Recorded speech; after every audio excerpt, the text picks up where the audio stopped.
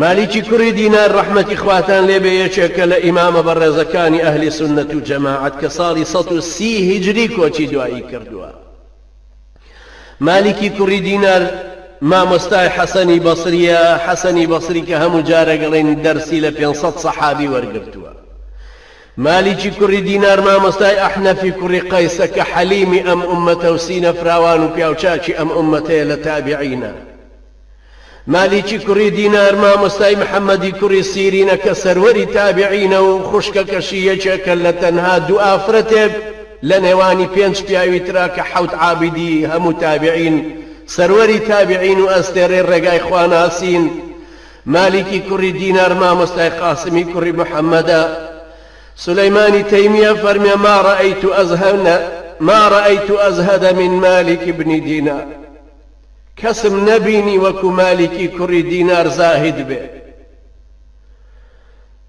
مالكي كري دينار خطات أبو قرآني أنوسيو بتشوار مانك قرآني همو أنوسيو بپاركي كوريا قرد الروش تلاي بقالك لاي دوكان داركي صوزوني وفروش پێیەوت ئەمە پارەکە و ڕۆژانە دێم لە لات سەوزەیەکە بم پارچەنانێکە بم ئاواش ئەژیا.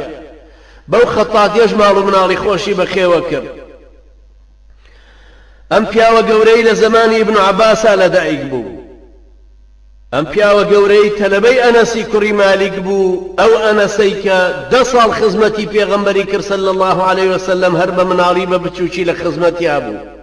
چڕەوشتێ لەوە نەقڵ بووە بۆ مالکی کوڕی دینار.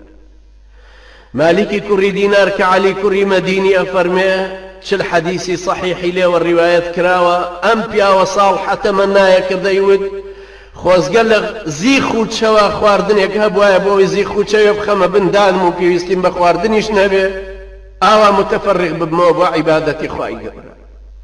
ئەم عالمە بەرزە ئەم ئەستێرە خواناسیە سەیریکەن برانی بەڕێزم کە لێ پرسن ئەڵێن چۆن خوا هیدایەتی دای. چونکە مالکی کوڕی دینار لە مناڵیەوە ڕووی لە دین نەبوو.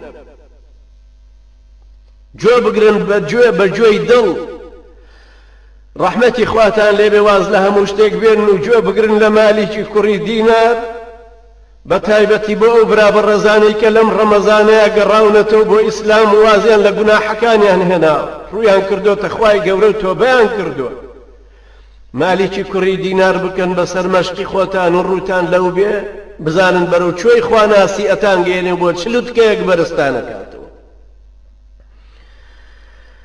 لێیان پرسی وتیان چۆن خوا هیدایەتی دای. مالیکە فەرمێ لە ژیانێک کابووم دایمە سەرخۆش شەو و ڕۆژ خەریکی گوناحکاری بوو. زوڵم نەما لە خەڵکی نەکەم. مافی خەڵکی مۆک و ئاو خواردنەوە ئەخواردەوە. معاملەکانم هەمووی ڕیبایی بوون هەمووی بەسوو بوون. بەممە کێشا و تعدام لەوی ترە کرد. هەرچی خراپەکاری و گوناح هەبوو ئەم کرد. باوەڕ ناکەم هیچ گوناحێک هەبوو بێ و نەمکردم. هەمیشە لە خوا یاخی بووم و غەرقی گوناح بوو. زۆر خراپەکار بوو. سەرنجمەدا بە هەر شوێنێکە ڕۆیشتم خەڵک بێدەنگ نەبوون لە ترسە. خەڵک خۆیان لە ئەدا لە شەقاوەتی من. ڕۆژێک بڕیارم داوتم ژن بێنم باشە. ژنم هێنا و خوای پەروەردگار مناڵێکی پێبەخشیم کچێکی بچکۆلەی جوان ناوم نا فاتیمە. زۆرم خۆشەویست. لەگەڵ هەموو جارە خراپەکاریەکەشمە کرد کە هاتەوە چاوم بە فاتیمە ئەکەوت لە ناخمە گلەیەک لە خۆم دروستە بوو.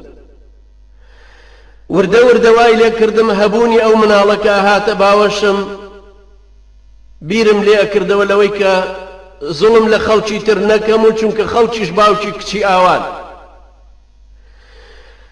جارێکیان کە شەرابم هەموو ڕازاندبەوە لەبەردەستی خۆمەوە ئەم خواردەوە ئەو کچە بچکۆلێ کە تازە تەمەنی بوو بە 2 ساڵ هات و سفرەکەی ڕاکێشە هەموو شەرابەکەی ڕشت. وردە وردە گەورەتر ئەبوو خۆشەویستی من لەگەڵ ئەوە گەورەتر ئەبوو بەڵام هەر لەسەر کاروباری خۆم بەردەوام بوو. تەمەنی بوو بە 3 ساڵ هیوا و ئاواتێکی زۆرم پێوەی بوو. ڕۆژێک هاتمەوە بۆ ماڵە و قەڵەباڵغی لەبەر دەرگا بوو، هاوارم لێ هەستاوتم چی قەوماوەتیان کچەکەت مرد. تەحملی سەدمەکەم نەکرد و نەگەیشتمەوە بۆ ماڵەوە، ڕۆیشتم بۆ شوێنێکی تر و کەوتمە ئارەق خواردنەوە و شەراب خواردن. هەر شەرابم خوارد و هەر خواردم و ئەوەندەی کە هۆشم لێی بێ هەتا توانام هەبوو خواردم. شەرابم خواردەوە و کەوتم. هەر جارێک بە هۆش خۆمە هاتمەوە نەمەتوانی بجوڵێم. دوایی هەر چۆنێ بوو چوومە سەر پێخەفێک و خەوتم. لە خەوما بینیم ڕۆژی قیامەتە. دنیا هەمووی تاریکە، ڕۆژیش بە ئاسمانەوە. هەرچی دەریاکان هەیە بوون بە ئاگر. زەمین لە بژێر پێمان ناوەستێ و بوومە لەرزێ. خەڵک هەمووی کۆبوونەتەوە لە ساحەی مەحشەرە، پۆل پۆل هەموو هاوارەکەن و نزاکەن و بە یەکترا دێن. منیش لەناو ئەو هەموو خەڵکەیە. هاواریان لە خەڵکیە کرد و یەک هاواریانە کردیان و فڵانی کوڕی فڵان بۆ دادگای خوای گەورە بڕۆ. منیش هەناوم تیا نەمابوو لە ترسا کە بە چه حاڵێکەوە بەرەو دادگای خوا ئەڕۆم. چۆن ئەم بەنێستا بەرەو دادگایی خوایەکی کارزان، خوایەکی زانا، خوایەکی بەتوانە ئاگای لە هەموو هەڵس و کەوت و ڕەفتارێکی من بوو و فریای تۆ بەنەکەوت. ئەڵێ بەو حاڵەیە بووم و سەیرەکەم خەڵکێک هەمووی ڕەشداگەڕاون، هەمووی ترساون. تومەس حاڵی منیش هەروایە بەڵام من نایبینم. کاتێکم زانی یەکێک هاواری لێبەرز بۆ و هاواری منیان کرد، ناوی منیان هێنا و وتیان مالیکی کوڕی دینار نۆرەتە بڕۆ بۆ دادگای خوایی. چۆکم شکاو نەمەتوانی بڕۆ، نەمەتوانی هەستمە سەر پێ.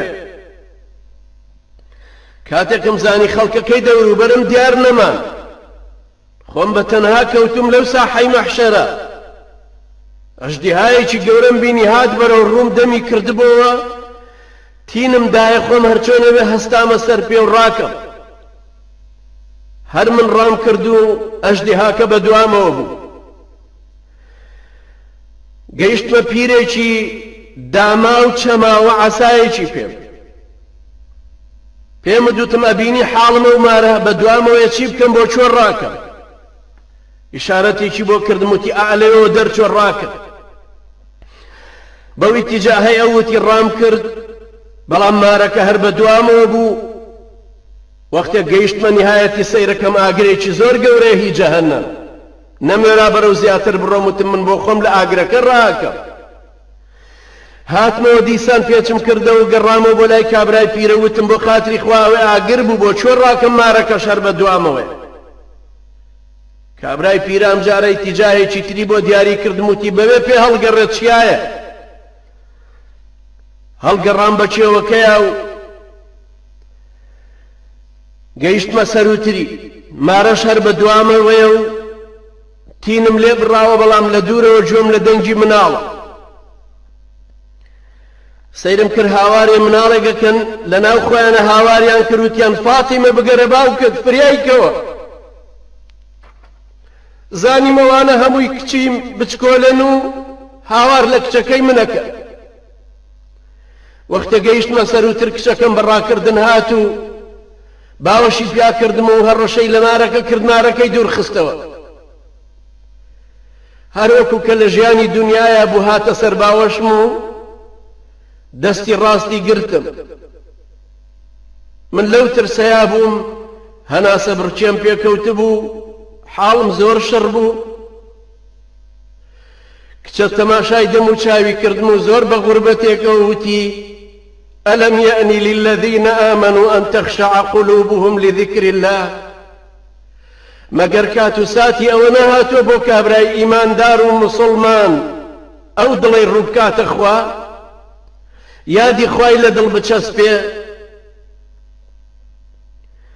هاوارم کردوتم بەرەوە وەڵڵا کچی خۆم کاتی ئەوە هاتووە بەس ئەو مارە گەورە چی بوو بە دواماوە بوو خۆ هەر لێم نەبووە وتی بابە گیانەوە کردەوە خراپەکانی خۆتە جار بۆ جار گەورەترت کرد بە قووەترت کرد بەهێزترت کرد هەتا لە قیامەتە ئاوا بۆت بوو بەو ئەشدی هایە و تێت بەئاڵێ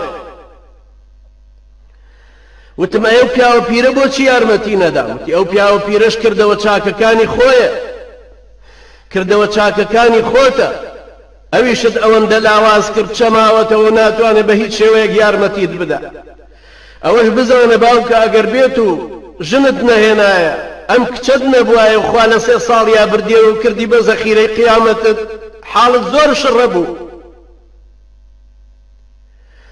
ئەڵێ لەو کاتەیە بووم و خەبەرم بووە بانگی بەیانی بوو هەستام غوسڵم دەرکرد و تۆبەم کرد و چوون بۆ مزگەوت سبحان الله فریای ئەو ئاەتەی کەوتم ئیمامەکەش ئەو ئاەتەیە خوێندەوە ئەلەم یەئنی للذین ئامنوا ئەن تەخشع قلوبهم لذکر الله ئەمە مالیکی کوڕی دینار ئیمامە لە ئیمامە بەڕێزەکانی تابعین دوایەوە ژیانی تەرخان کرد بۆ عیلم و عیبادەت لە عیلما ئەوەندە چووە پێش بوو بە ڕاوی حەدیثی پێغەمبەر صلی الله عليه وسلم بوو بە مامۆستای حەسەنی بەسری و محەممەدی کوڕی سیرین و قاسمی کوڕی محەممەد و ئەو کەڵە پیاوانەی ئومەتی ئیسلام لە عیبادەتی شا و پیاو چاکەی لێ دەرچوو کە هەر وەختێک باسی خواناسیت کرد مالیکی کوڕی دینار لە ڕیزی پێشەوەیەتی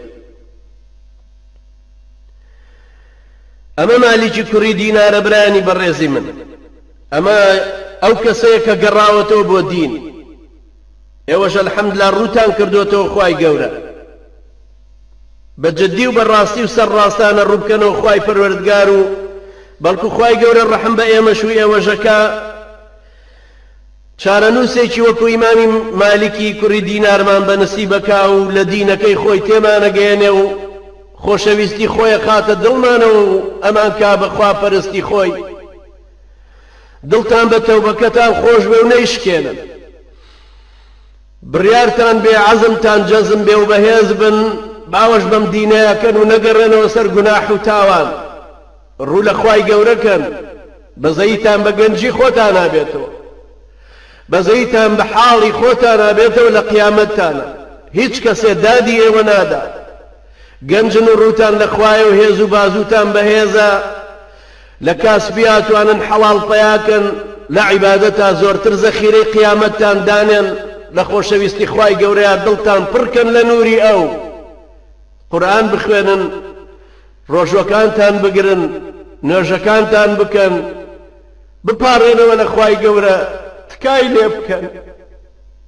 فرمێسکی پەشیمانی هەڵڕێژن بڵێن یا ڕەبی خوایە گەڕاوینەتەوە سەر دینەکەی تۆ خوایە تۆ بەمان لێ قبوڵ کە خوایە خەڵتە و چڵک و چەپەڵی دەروونمان هەمووی ڕادە یا ڕەبی خوایە بەم تکە فرمێسکانە ئەیتکێنین هەرچەند تکەکانمان کەمن گوناحەکانمان زۆرن خوایە چاوەڕوانی ڕەحمەتی تۆین خوایە بە لوتف و ڕەحمەتی خۆت لێمان ڕازی بی خوایە لێمان خۆش بی خوایە قەڵەمی عەفوت بەسەر گوناهەکانمان نابێنی خوایە لە دنیایە سەربەرزمان کەیت و لە قیامەتا ڕسوورمان کە یا ئەڵڵا خوایە لە دایک و باوک و کەس و کارەکانمان خۆش بی یا ڕەبی خوایە لێمان قبوڵ کەی نوێژ و تاعەت و عیبادەتەکانمان قبوڵ کەی آمين وصلى الله على محمد وعلى آله وصحبه وسلم تسليما سبحانك اللهم وبحمدك نشهد أن لا إله إلا أنت نستغفرك ونتوب إليك والسلام عليكم ورحمة الله وبركاته